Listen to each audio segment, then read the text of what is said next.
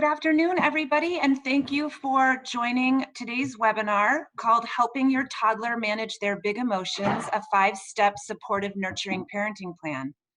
My name is Paige Bellenbaum, and I am the founding director of the Motherhood Center, located in a bricks and mortar fashion in New York City. But now we have moved to a completely virtual platform and continue to offer clinical treatment and support to new and expecting mothers that are experiencing what we call perinatal mood and anxiety disorders. The acronym for that is PMADS, and most people recognize it as postpartum depression and anxiety. Before we get started today, and I have a chance to introduce you to our guest, Erika, I just want to encourage anybody out there, this is a really challenging time right now. We're working with a lot of new and expecting moms and moms of children of all ages that are feeling really anxious, feeling hopeless, down. This pandemic has been a very stressful experience for all of us. And so if you or someone that you know is having a difficult time and needs a little bit of extra support, please feel free to reach out to us. We do individual therapy, medication management. We have a day program that's also virtual where moms are with us 5 hours a day, 5 days a week. And we also do all kinds of support groups for pregnant women, postpartum women, and then many, many webinars like this. And like today's webinar, which will be recorded, this will be available for you to view again or share with friends and family if you found it helpful after the fact. It'll live on our website with all of the other webinars that we have done in the past and will continue to do in the future. And I just want to encourage you, if you happen to have a question for Erika throughout this presentation today, please feel free to put it in the chat. And when we get to the end, I can take your chat questions and we can have Erika answer any questions that you might have. So without further ado, I would love to introduce you to Erika Stapert. She is a New York State licensed psychologist who currently works at Manhattan Psychology Group. She received her BA in psychology from the University of Michigan and went on to earn her doctoral degree in clinical psychology from the Chicago School, an APA accredited program. Dr. Stapert is a certified PSYD Level 1 trainer, and she currently both provides PSYD as well as trains and supervises clinical psychology interns and social workers in the use of the modality. Dr. Stapert is confident in the use of PSYD to treat children with issues related to anger, aggression, oppositional behavior, ADHD, social skills delays, and attachment issues, and thoroughly enjoys helping to facilitate the significant changes that her clients make throughout the course of treatment. Dr. Stapert also has extensive experience in treating school-aged children, young adults, adults and families with a variety of presenting issues, including but not limited to anxiety, depression, trauma, relationship issues, and ADHD. She's provided individual, family, and group therapy in a variety of settings, including Head Start programming, a therapeutic nursery, and other outpatient clinical settings. And Erika, this was a very popular webinar for so many women who are affiliated with the Motherhood Center and throughout. As you well know, this has been a really, really challenging time for mothers, especially of toddlers, being stuck inside, toddlers having a hard time understanding what is a pandemic? Why can't I see my friends?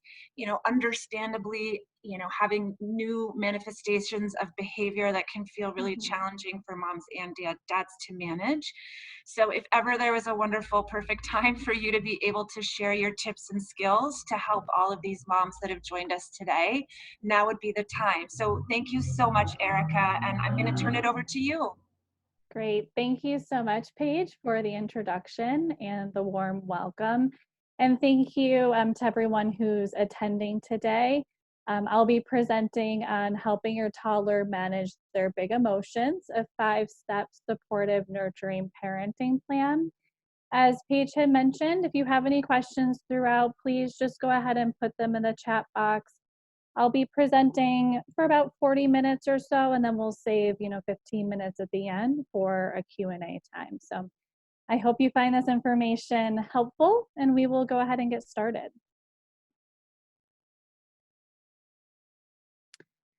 So as Paige had alluded to, your toddler may be experiencing a lot of changes in their functioning in the midst of COVID-19. And I first want to cover some of these changes just to normalize what your toddler might be exhibiting and what you might be experiencing. So, first, you may be seeing some increased behavioral difficulties. Some of these behavioral difficulties might be your toddler saying no more, having tantrums, becoming aggressive, and you may be kind of surprised by these behaviors because they may have not existed prior to COVID and everyone's staying at home. And now you're seeing these behaviors, wondering what happened. My toddler never did these things before. Why now? So I mention these things just to normalize the fact that because toddlers are experiencing still some of the stress and possible anxiety that we are, given the recent changes in our society, because they can't verbally express those things like we can as adults, they show us how they're feeling through their behavior. And so if you're seeing any of these behavioral difficulties, it could just be due to some heightened stress.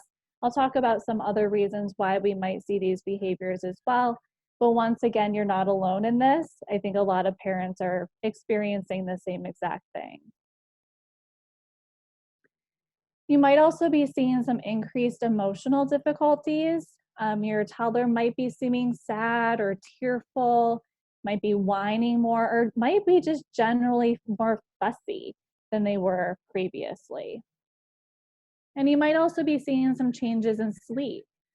So maybe your toddler is having difficulty falling asleep. Maybe they're having a hard time separating from you to go to bed, or maybe they're waking up in the middle of the night. And these things can be frustrating because I'm sure as a parent, once you get your toddler sleeping through the night and you can get a restful night's sleep, that's such a great accomplishment.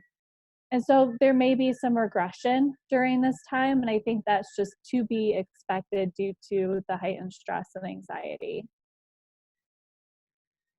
And you might also see some changes in appetite, either increased appetite, like wanting to snack more often, or decreased appetite. So why might we be seeing these changes? First, toddlers are very intuitive.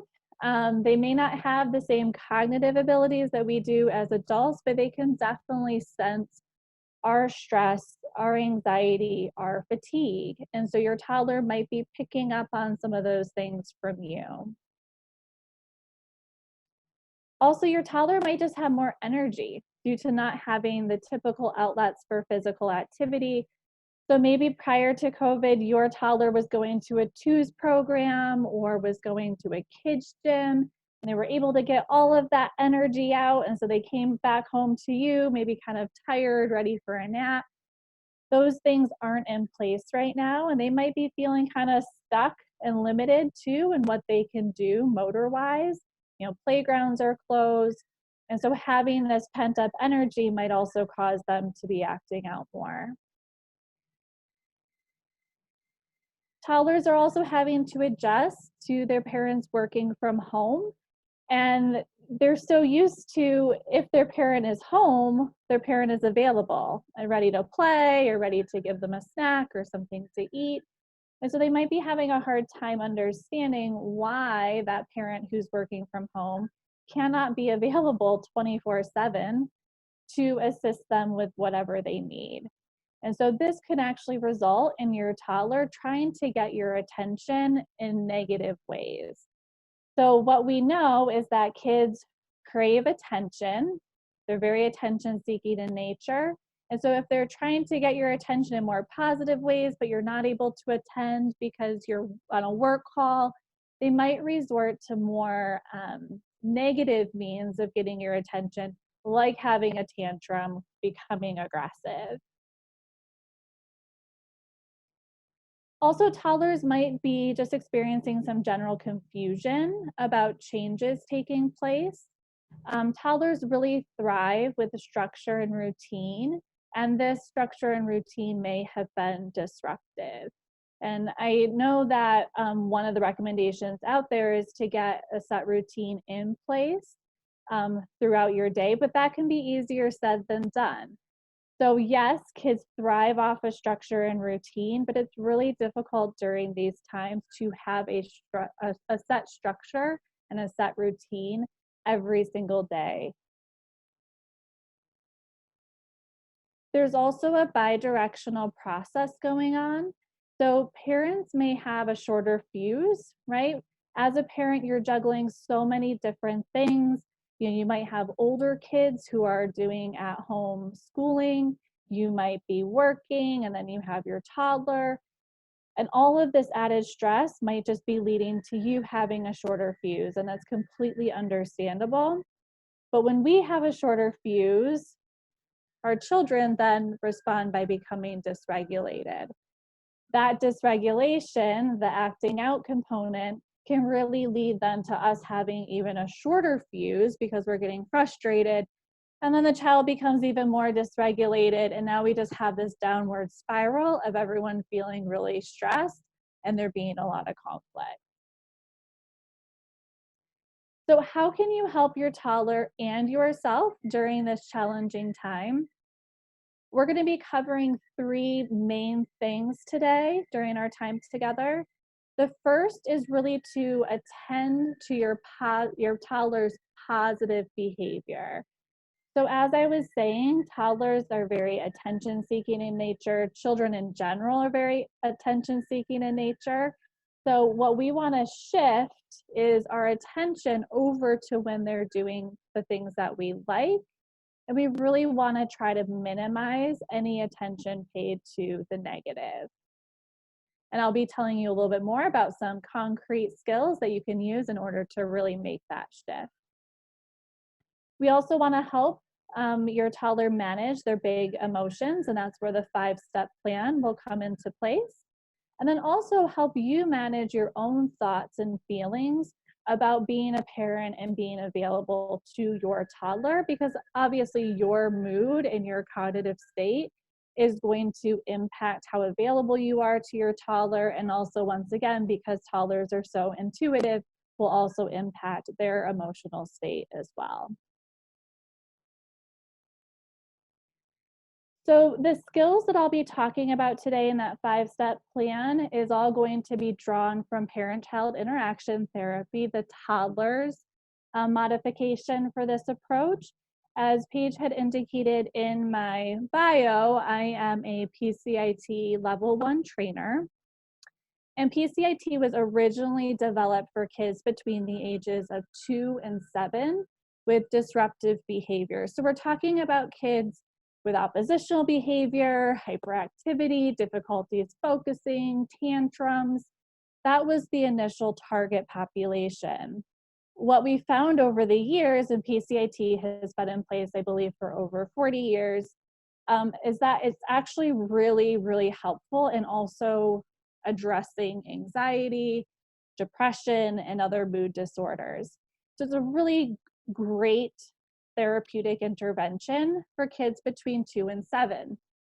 Because of that, a team started to look to see how they could modify some of the approaches of PSYD to make them appropriate for children between the ages of 12 months and 24 months. So of course I have to give credit where credit is due. PSYD was developed by Doctors Iberg and Funderburk. And like I said, that traditional model is for kids between the ages of 2 and 7. And then a team of Doctors Gerard, Wallace, Kohlhoff, McNeil, and Susan Morgan then took that model and adapted it for children who were developmentally 12 to 24 months old. So this isn't to say that these skills will only work for kids 12 to 24 months old. When we're talking about developmentally, we're talking about, where they are cognitively, emotionally. And so with that considered, these skills can also work for kids who are potentially a little bit younger or a little bit older.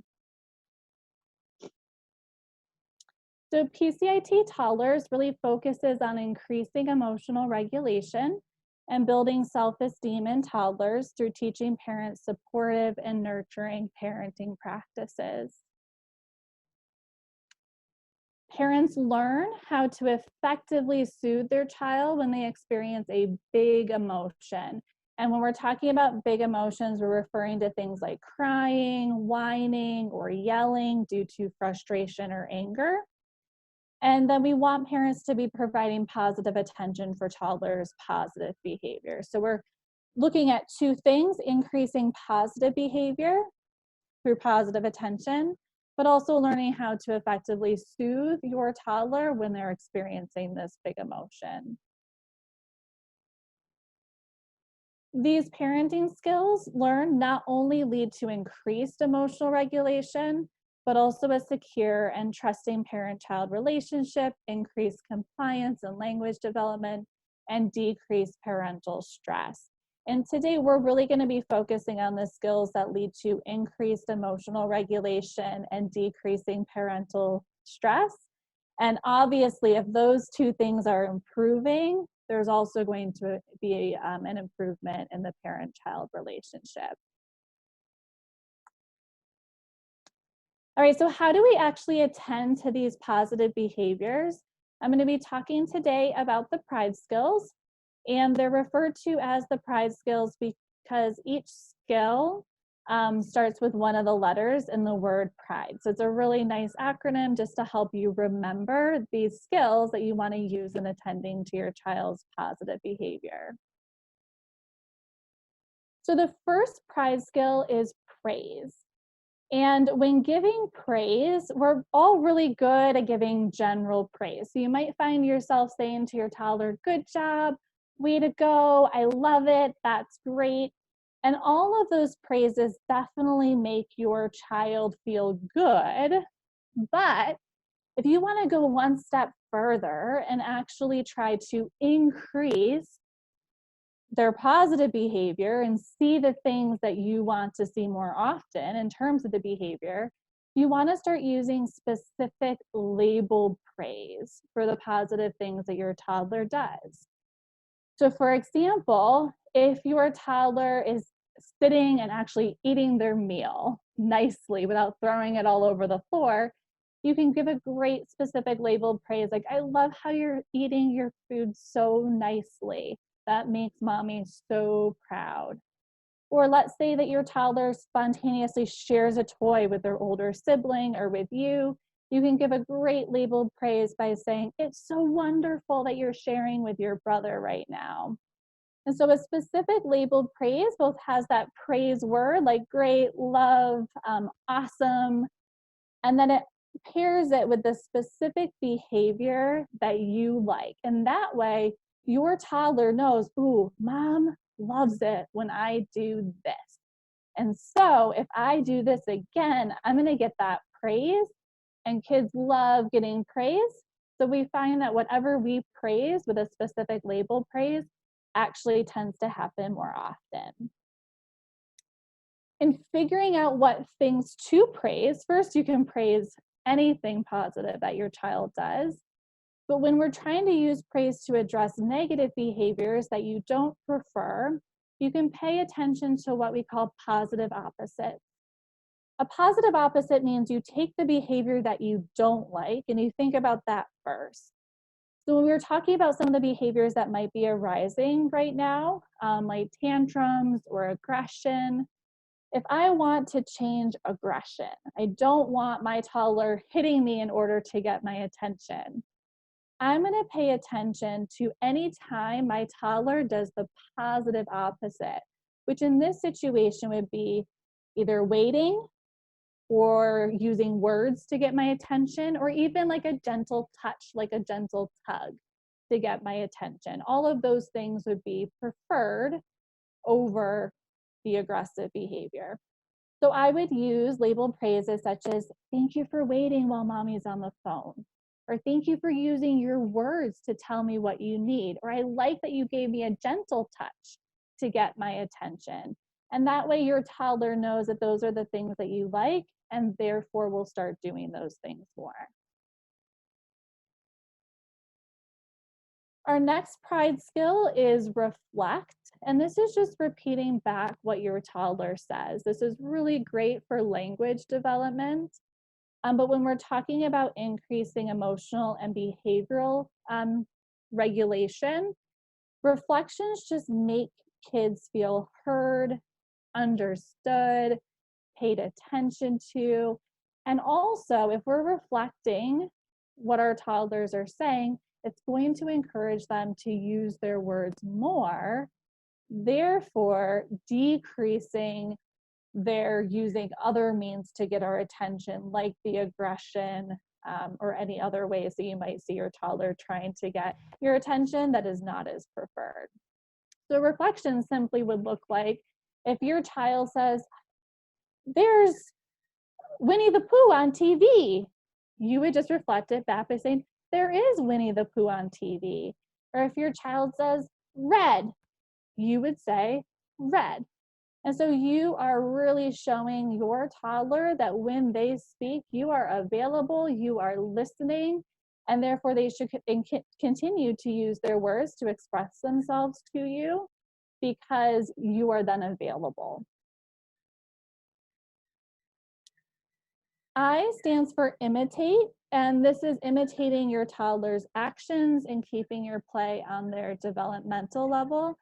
So when it comes to play, you really want to be joining in with your toddler, doing exactly what they're doing. The key here is keeping your play on their developmental level, meaning if you're playing with foam blocks and they're trying to like build something small and it keeps on falling down, you kind of just keep your play at that same level instead of going with the urge to maybe build something really elaborate. Because if you're building something that is better than your toddlers, they're all of a sudden going to start feeling really bad about what they're making. You're going to see increased frustration with that. So really wanting to imitate and join in with your toddler's actions in the way that they play.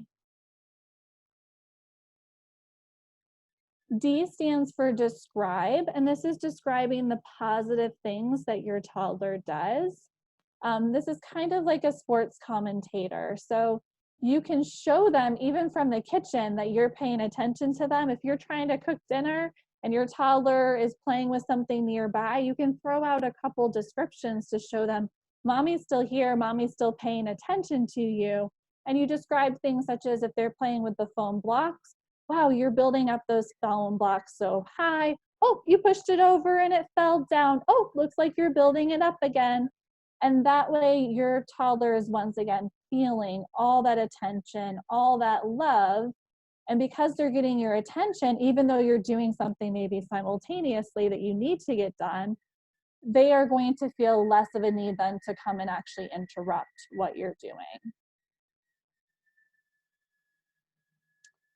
E is for enjoy, and this is just showing your child that you enjoy spending time with them.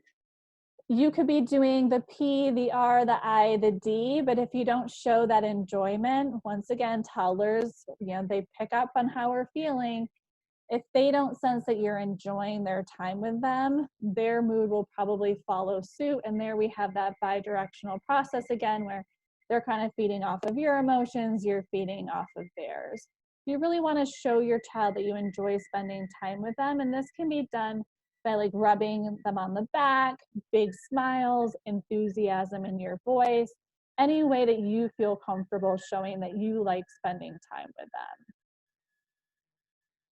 And for our toddlers, we actually add one additional skill, and this is emotion labeling. And this is so important, and it's actually going to be foundational too for managing your toddler's big emotions. This is just labeling your toddler's feelings, both positive and negative. We don't only want to focus on the negative feelings, right? There are so many different feelings that we all have. And if we're labeling those for our toddlers, they are going to be better able to verbally express how they're feeling, once again, rather than resorting to those maladaptive means. So if your toddler is playing and you see a big smile, you can say, it looks like you're so happy to be playing with those toys. If they're building up those foam blocks and they all fall down and you see that grumpy face, it looks like you're frustrated that those blocks fell down. I understand. Emotion labeling is just so important because I'm sure you've experienced too as a parent. If you have a partner who comes home, maybe after you've had a long day, with the kids, and you're kind of airing your grievances about what happened, it can just be so helpful just to hear your partner say, it sounds like it was a really rough day. Sounds like it was frustrating and exhausting. And when we feel heard, it just makes us feel so good inside, because we're feeling understood by someone else and accepted for who we are and what we're feeling. And this is important for your toddler as well. So when should you use the pride skills and emotion labeling? So what we recommend to our families who participate in parent-child interaction therapy, and I guess we don't necessarily recommend, this is part of the program, is we tell them to have 5 minutes of one-on-one play with their child, and this is called special time. And during this time, you use the pride skills at a very high frequency. So this is your time where you're trying to give as many praises and reflections and descriptions, and you're imitating and you're enjoying and you're emotion labeling. You're doing this all kind of in a high dosage for 5 minutes.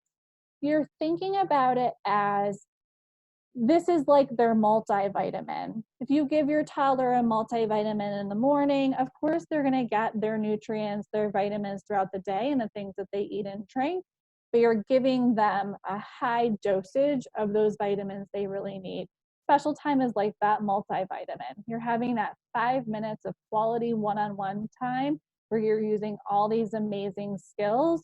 You're going to sprinkle them throughout the day as well, but they're going to get a bunch of good stuff within 5 minutes.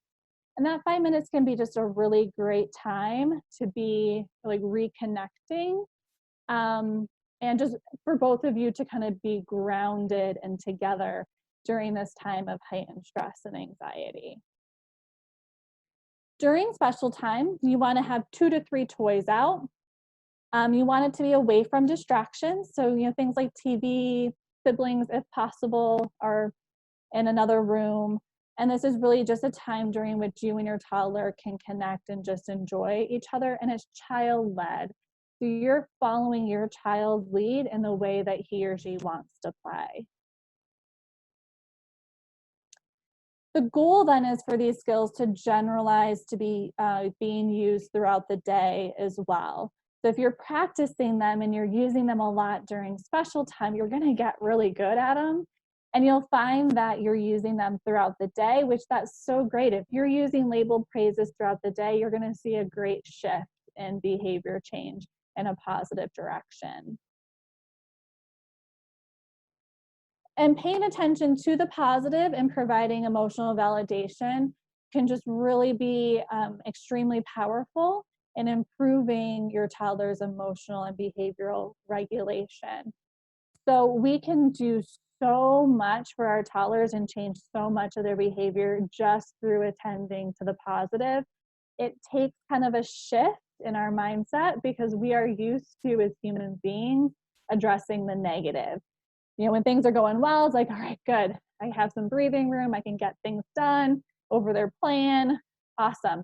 And then the tantrum starts, and that's when we swoop in. And unfortunately, what that tells our children or teaches them is the way I get my parents' attention is to act out. So we want to shift that and actually pay more attention to the positive behaviors than to the negative behaviors. All right, so that's kind of our foundation here, where we're really paying attention to those positive behaviors that our toddler exhibits. Because even though things might feel kind of overwhelming right now, and you might feel like your toddler is tantruming all the time or just consistently aggressive, if you really try to be a detective for those positive moments, you will find them and you can capitalize on them, because no toddler is actually acting out 24/7. But now, what do we do when toddlers are having these big emotions, right? The big tantrum, the crying, the anger.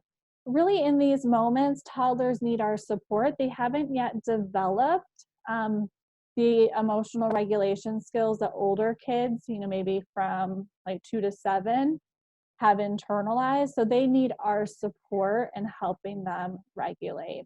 And so we're going to be talking about the CARES model. before I get into the specifics of what these skills are, I just want to give a caveat that it's not necessarily 5 steps and that you have to do C and then A and then R and then E and then S. They can all be done simultaneously and in any order. Okay, so these are 5 skills to use when your toddler is having a big emotion. So C stands for come in.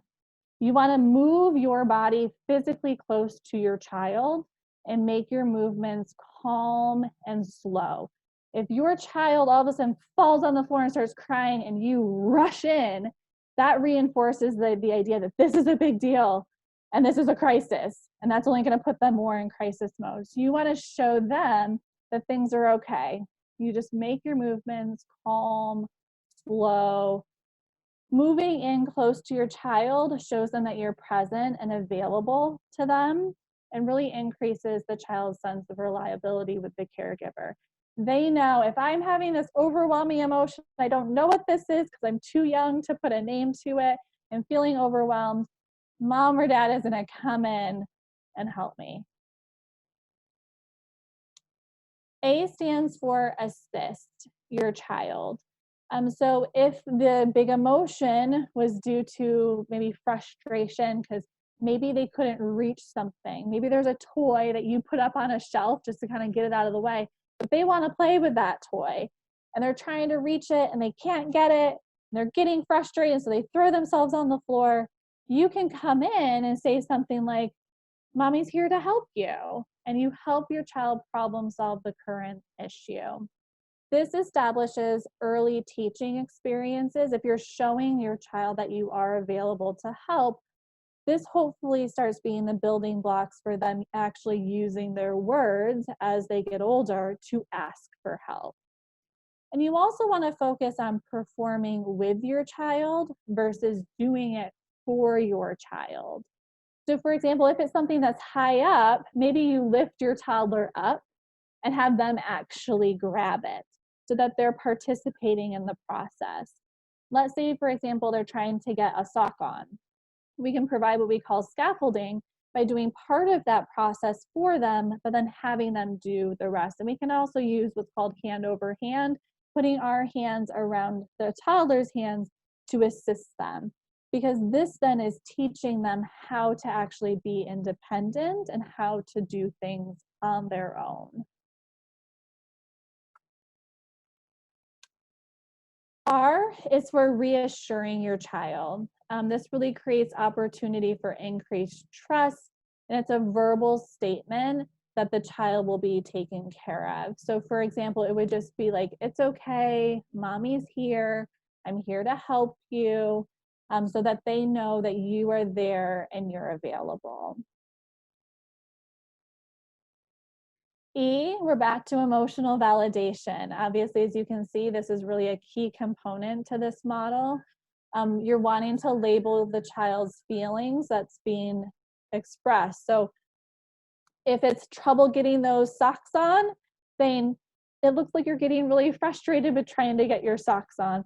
Mommy's here to help, it's okay, and then you do it together. And this really creates that sense of understanding and support and helps to build emotional vocabulary. Sometimes what we find ourselves doing is just always telling our kids, it's okay, it's okay, it's okay, it's okay, without the emotional validation piece. And even though we're well intended in saying that, it can sometimes send the message to our kids that their emotions aren't valid and rather things are just okay. And so you really want to be focusing on labeling those feelings so that they feel, it's okay to be angry. It's okay to be frustrated. Everyone feels those things sometimes, and that's okay. And S is about using a soothing voice and touch. So you might want to give, a nice rub on the shoulder or on the back. You're using a nice soothing tone of voice, right? If there's any sensed anxiety or stress in our voice, it's just going to make our toddler once again become dysregulated. So sometimes there's a little bit of like faking it till you make it, where if you're at least using that soothing voice and being conscientious about that, you'll see that it soothes your toddler, and then you will also start to feel calmer as well. And this soothing touch and soothing voice really just gives a physical cue that everything is okay, and it models for your child a relaxed and calm demeanor. Your goal in all of this is to show your toddler that yes, things can become frustrating, things can cause us to become angry, but we can handle these things in a calm and relaxed way. After you use the cares, it's really important to use redirection. So one advantage of the fact that toddlers have a very short attention span is that they can be distracted fairly easily. So let's say that they want something that's up on that shelf, but it's actually not a toy that they can have. You're not going to bring it down for them. You're still going to come in. You're still going to reassure and say, it's okay. Mommy's here to help. I see you're frustrated. That I know you want that, but it's not a toy. You're using that soothing voice and touch. And then you can physically shift their body to look at something else. And if you're really enthusiastic about what that other thing is, it can be really helpful in kind of snapping your toddler out of it and reshifting their focus. So maybe if you're near a window, you quickly shift their gaze out the window and start pointing to things that you see outside. Also, you can use toys that have sounds for distraction. You can move to a different area or location in your home. And also, obviously, be mindful of if your child is tired or hungry or wet, and then address those things if necessary. And like I said, you want to increase your facial and verbal animation to really captivate their interest and distract them from what was frustrating for them. So we have our 5-step model. We have our CARES model for our toddlers and how we're going to help them out. We also have a CARES model for how we can help ourselves out first and managing our own thoughts and emotions in response to their big emotions. So in this model, C stands for checking cognitions and cluing into yourself. So before spending that special time with your toddler, or when your toddler is having a big emotion, or if you're not doing special time, if it's just right before you're going to start engaging, really checking your own cognitions about that interaction. So you're thinking about, what are my thoughts or my reasons for why I'm spending time with my child? If you're thinking about special time and you're going to give it a try, but your cognitions are, I don't really think this is going to work. Erika told me to give it a try, so I'm going to do it, but it sounds kind of weird to me. Obviously, if you're going into things with that cognition, it's going to impact how much effort you put into that time, and might lead to what we call a self-fulfilling prophecy, where if you're not putting the full effort in, you're not going to see the return that we know we can see from having special time. And therefore you leave that time being like, see, yep, that didn't work. It didn't go so well. I knew it. So you're wanting to really check your own thoughts and your reasons for why you're spending time with your toddler, and try to reframe those thoughts to be more positive in nature if possible. You also want to be mindful of your own feelings that you bring into play or even into the interaction with using the CARES model. If you are feeling stressed before swooping in to help your toddler through the use of CARES, you might need to take a few moments for yourself. Your toddler will be okay. If they tantrum for a minute or two extra, it will be okay. Taking just a minute to kind of recenter, refocus. You can be using relaxation strategies. If you're in your own therapy, you may have already discussed these things with your therapist. Deep breathing, progressive muscle relaxation, these things that really can kind of help us lower the stress in our shoulders and just kind of refocus. Because if you're going to come in and try to implement CARES with your toddler, but you're feeling really stressed and anxious and overwhelmed yourself, it's likely not going to go so well. And a really key component of this is checking your thoughts about what kind of parent you are. So when you see your child tantrum, some of us may be quick to say, oh, it's my fault. I'm such a bad parent. If only I would have been present to help them with that, this wouldn't have happened. remembering if you check that cognition and you really start to challenge it, you can think about the facts that all toddlers have tantrums. Everyone right now is experiencing more difficulties with their children because of the stress, anxiety, everyone being together all the time due to COVID. And start to, instead of blaming yourself for your toddler's behavior, be more understanding and empathic towards yourself, because you know that it's not because of you as a parent, but rather these situational factors that are going on. A is for assisting yourself. So like I was saying, if you're not quite ready to play or ready to assist your toddler with their big emotion, you can implement these relaxation techniques to help refocus your energy. That being said, I know that you may not always be able to go take a quick shower if your child has just fallen down and needs your help. But these are just things to be thinking about, that you have things that you can do too to help yourself. This is like that analogy of, when you're on an airplane, putting your own oxygen mask on first before you put it on your child, because you need to be functioning in order to help your child, get through things as well.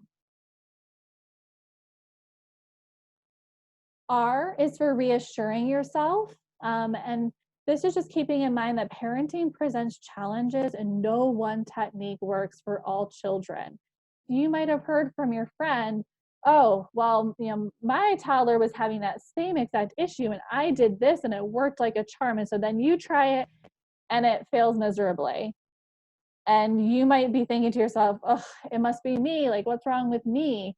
Needing to remember and reassure yourself that no one technique works for all children. And so what might have worked for your friend's toddler may not work for you. You want to use positive self-talk, things like, it's okay. You must just need a different approach. I can do this. I am a good parent. Remind yourself of the tender moments you've had. Instead of focusing on the negative and the conflictual interactions, think about all those great moments you've had with your toddler. Because I'm sure that if you reflect on the past 24 hours, you can at least find a few throughout the day, whether it be a time where you sat down and read a book together, or a time where your toddler spontaneously came up and gave you a big hug. You also can remind yourself of future events that will take place with your child that will bring you joy. So reminding yourself, this is a tantrum in the moment. We'll get through it. And even later today, I know during bedtime, we always have that special moment right before kisses and hugs. And I can't wait for that moment. E is for emotional awareness. We already talked about the fact that toddlers and babies are remarkably good at sensing emotions, and so they seem to track and respond to stress. So if you're having special time, this actually allows for fun and connection to be experienced when you engage in play with positive thoughts and emotions. So like I was saying before, this can be just be a great time to kind of ground yourself in the midst of some of all the chaos that you might be experiencing, just to connect on that one-on-one basis in a very positive, emotional, fulfilling way. And then when responding to big emotions, being aware of your own emotional state, which can help you be more planned in your response rather than reactive. So if you all of a sudden feel heightened stress when your child has a big emotion, if you're going to immediately act on that, you will most likely act with heightened stress, which in turn will make your toddler feel heightened stress and things might start falling apart. So if you need to take that moment to be aware of your own big emotion and self-regulate, that is the best thing to do. And S is for being sensitive and soothing. So similar to using a soothing voice with your toddler, be kind and sensitive to yourself and how you reassure yourself and the tone of your own self-talk. So you can always remind yourself that learning is a process of trial and error, right? You might go out and try some of these things that may not work right away, and that's okay. The main goal in parenting is to give some things a try, see what works, see what doesn't work, and adjust your course as you go. So really quickly before I open it up for Q&A, if this sounds interesting to you and you feel like you could use some additional support in using the PRIDE skills and the CARES, I do provide PCIT toddlers at the Manhattan Psychology Group, excuse me, when we're not all ordered to stay at home. Our office is on the Upper West Side, but currently we're providing PCIT and PCITT via telehealth. Home-based services are also available once things start opening up again. That being said, you can't really tell because via video, you can only see from like a here up, but I am actually 34 weeks pregnant with twins. So I only have a few more weeks left of providing telehealth services, and I'll be going on maternity leave, returning in September. So if in fact PCITT sounds good to you, you're like, ooh, I really want more of that, I want some more support and learning these skills with my toddler, feel free to reach out. I can try to find another provider within New York City for you, or we can connect in September as well. Here's just a quick slide about who would benefit from PCITT. We've already talked about a lot of the reasons why we would be using these skills. Really quickly, PCITT is usually just dependent on in terms of the duration, how confident the parent starts feeling in using the skills and that their primary concerns have been addressed. So average length of treatment is 8 to 12 sessions, but it can be shorter or longer, just depending on how you're feeling about how treatment is going. And with that, I will open it up to questions. Erika, thank you so much. As I am listening to you, my children are older than toddlers, but so much of what you're saying can apply to children of all ages, especially right now as we're spending so much time together.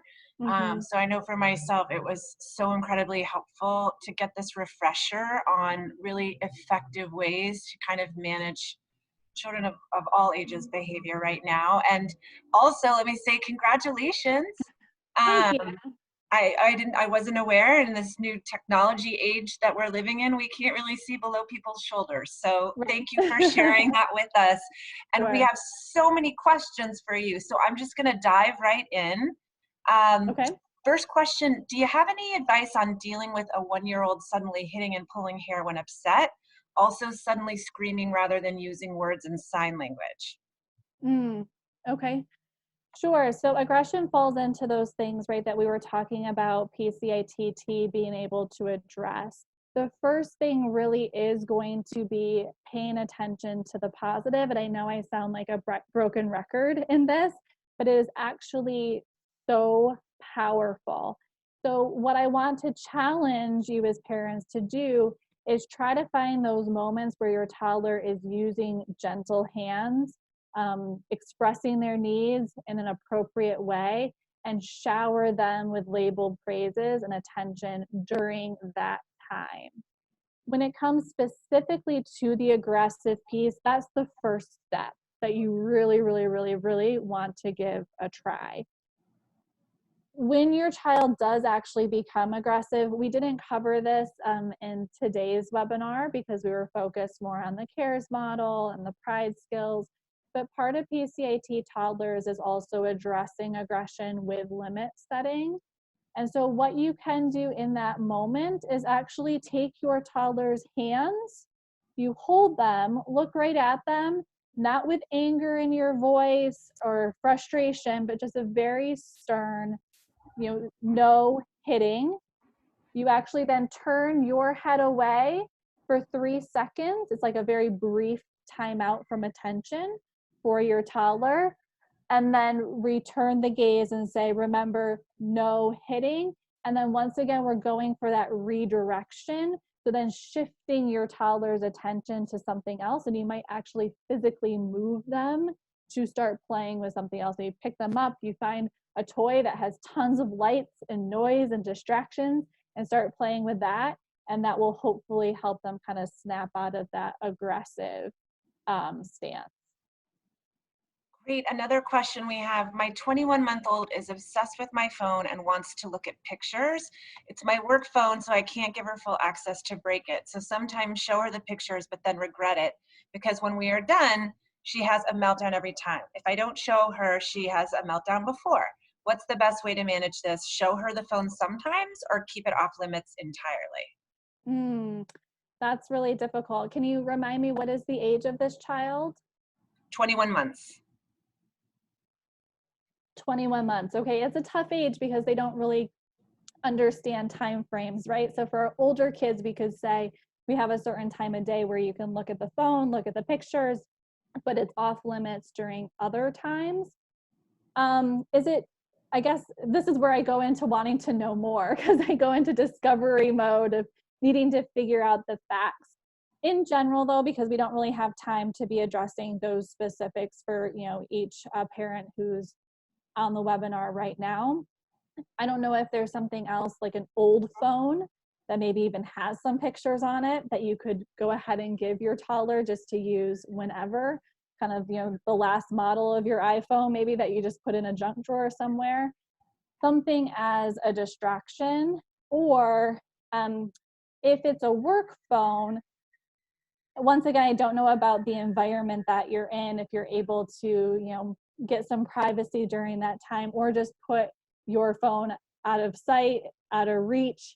The things that our toddlers can see are the things that they're going to want and try to get. So if you can try to get that out of their vision, that would be best. But once again, it's a bit of a hard question for me to ask because I think it depends on or to answer, because I think it depends a lot on the dynamics and the situational factors that are at play in this interaction. Thank you. Another question here. How do I address constant whining in my toddler? She's 20 months. She was never a whiner before, and she tends to be fine with my husband and her grandpa, but seems to use me as an outlet for whining. What am I doing wrong? Okay, so whining is one of those things that we can consider to be a negative attention seeking behavior. So I know I've talked about minimizing attention to negative attention seeking behavior, but actually using the CARES model for these big emotions. And what you want to do is you want to try to differentiate the two by, is she whining? She's still regulated, but she's whining to get my negative attention or something she wants? Or is she past that point and she's dysregulated emotionally and needs me to use the CARES model? If it's the latter, use CARES. If it's the former, you can use some ignoring of the whining. Once again, I'm going to go back to paying attention to the positive. So whenever your child is expressing themselves using their big kid words, you want to give that a lot of praise. You can also model when your child is whining. If you feel like fully ignoring isn't going to work, that it's going to make the situation a lot worse, you can model for your child, I hear you saying something, but it's hard for me to know exactly what you want because of the way you're saying it. If you can use your big girl words by saying and then model for your child how to actually say it. And then if your child can say it that way or even get close to that, so maybe you say, you can say, juice, please. And even if your child just goes, juice, great job using your words. Here is some juice. Right, so you're wanting to model and then capitalize and give lots of positive reinforcement for using those positive words versus the whining. Great. Another question, thoughts on how to implement CARES when multiple children are involved and or when changing environments or activities is not an option? What are your suggestions for when the CARES approach has been consistently implemented, but some situations / antecedents continue to result in big emotions? Okay, so this is something, of course, where it's hard to know exactly if CARES is going to consistently work or not. If you're talking about it's difficult to shift activities, I'm not sure if in this situation, if it's between multiple kids, if there is a way to separate them in any way, shape, or form? Once again, it's kind of difficult for me to answer without knowing the specifics of that interaction. But if we're talking about first, you just encouraging you to give it a try, because it might work better than you actually think it will, and you might get a lot of success out of it. But if you're finding that you're coming in close, you're assisting, you're reassuring, you're emotionally validating, you're soothing, and your child is still really upset, I would try to remove them from that situation and distract them with something else, maybe focusing your attention on the toddler first and get them more regulated. Once again, I don't know if this is also alluding to the fact that there are older kids in the home who are kind of perpetuating things, and that might require different interventions for them. But at least with the toddler, kind of removing them and trying to get them distracted or redirected with something else would be my recommendation. Great. A few more questions before we end today, of which we have many. Currently living with grandparents and having trouble with free-for-all. He is immediately given what he wants when he starts crying with grandparents. So he throws bigger tantrums with us when we say no. It's hard to blame him because of the lack of consistency, but I'm struggling with how to create boundaries and structure for him. He is 22 months. Okay. This is extremely difficult. I feel you on this one, because if you have people in one household using different parenting methods, really we're then lacking consistency in parenting strategies. And for a kid that young, I would say if your child was older, well, they're going to learn that you react to things in one way and grandma and grandpa react in a different way. And so you can still hold true to these behavioral principles and skills, and they'll learn to adapt to your way of doing things. With a younger child, they're not at that point where they can differentiate between the two. So really the most important thing is that you have that heart to heart with the grandparents if possible. If you are seeing your own therapist, if you're maybe already receiving services at the Motherhood Center, you could maybe bring your therapist in to have that conversation amongst all of you as to why consistency is really important. Because if you have caregivers under the same roof doing things differently, a child that young is going to figure, well, if it works with grandma and grandpa, it will work with mom as well. And it's really going to be difficult to see behavior change without getting grandma and grandpa on board as well. Excellent advice. And if you are getting treatment at the Motherhood Center, we would be happy to have that full family conversation to support you. Couple of questions regarding sleep. We're having issues with our 2.5-year-old going to bed and waking up during the night. He was previously a good sleeper, but now wakes multiple times in the night. Any techniques to suggest when he can get out of bed himself? Can you say that one more time? And about, so when he can get out of bed? Oh, so he's able to get out of bed. And so the struggle is keeping the child in bed throughout the night. Yes, that appears to be the question. And how old is the child? 2.5. 2.5. Okay. So this is kind of on a different topic, unrelated to the CARES model or the PRIDE skills. In general, I mean, this question comes up so much though for parents. I was doing another webinar and the same exact question came up. I think a lot of parents are experiencing increased difficulty with getting their kids to sleep in their bed the entire night during this time that we're in. So first, what I do is I'm encouraging parents to prioritize what's most important to them. Right now, if having your child sleep in their bed through the night is the most important thing to you, then put that time and energy into it. If not, if just getting a good night's sleep yourself is the most important thing, because maybe you're still working or you have other things, put your time and energy into that. This isn't the time to be the super parent and trying to manage everything that's coming up and keeping things just the way they were before. So you can kind of let yourself off the hook. If you are really wanting to address this, what we would do if you were to come see me for treatment is basically an exposure model. You know, some parents just continually return their child to bed. that can be really exhausting because you're going back and forth between your bed and the child's room.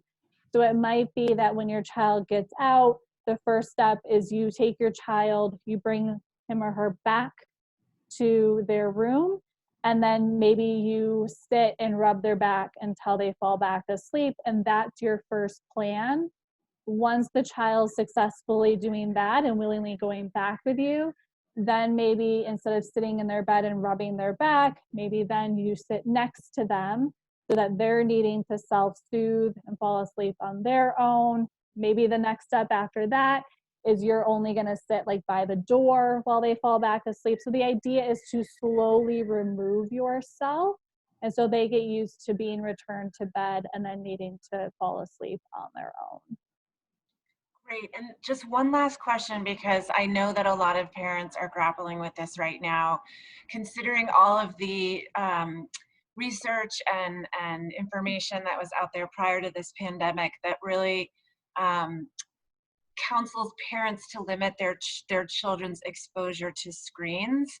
Got into a bad habit using YouTube, TV to quell tantrums. Now how to break this habit, have had to rely on using TV to babysit due to COVID. So I've been telling parents that my typical recommendations around screen time is to limit it in general. Once again, I'm saying cut yourself some slack in this situation. Do what works best for you. With the tantrums and giving the YouTube at that time, unfortunately, what that is doing is rewarding that behavior. And so what your toddler is learning is that the way I get the YouTube is by throwing a big tantrum. So instead, if you feel like they're still kind of regulated and they're just throwing the tantrum to get what they want, you can ignore that and then maybe wait for that moment where they're calm and relaxed and then say, wow, great job calming down. I'm going to let you watch YouTube for a little bit. So more so you are giving the YouTube based on positive behavior rather than on the negative behavior of the tantruming. Excellent. Well, Erika, I just can't thank you enough for all of these great tips and techniques and skills for all of the moms and dads I see that are listening today to help figure out how to navigate this challenging time with their toddler. I just want to encourage all of you, please reach out to Manhattan Psychology Group in the event that you would like to learn more about this methodology or perhaps work with a clinician who is trained in working with this particular form of treatment. And for those of you on the webinar today that are also perhaps struggling emotionally or know somebody who is, that's a new or expecting mom, please refer them to the Motherhood Center. We're here to help support as many women as we can through this challenging time. Very easy to find us at www.themotherhoodcenter, all one word.com. And Erika, we did get some questions on sharing slides. Would it be okay if we followed up with everybody who joined today with the deck? Yeah, for sure. I can definitely, what I think I prefer to do is I can go ahead and save like a PDF type version versus just the PowerPoint. And I can send that to Shannon and then she can distribute that. Perfect. And for those of you who are asking, this was recorded. It is being recorded and it will be available to view again or share by midweek, end of this week on our coronavirus offerings page. That's where we have all of our webinars stored. So thank you again. Congratulations.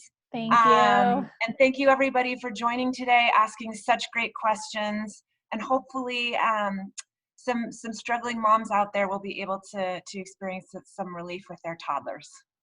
Great. Thank you so much for having me. And thank you so much to everyone who attended today. Thank you, Erika. Thank you all. Bye-bye. Bye.